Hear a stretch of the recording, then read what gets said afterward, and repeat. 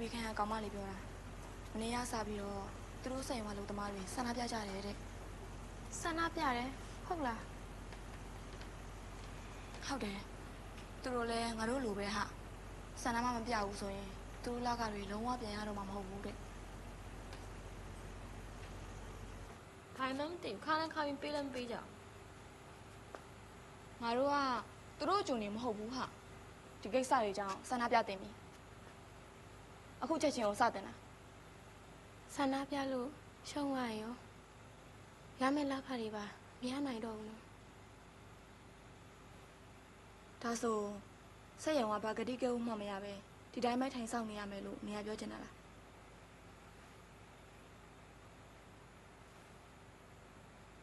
ဘယ်ရက်ပေးရမယ်ဆိုတော့သတ်မှတ်ပေးလိုက်ရောသူတို့ဘက်ကသဘောတူရင်တော့ဆန္ဒပြကြမလို့တော့ဘူးလေ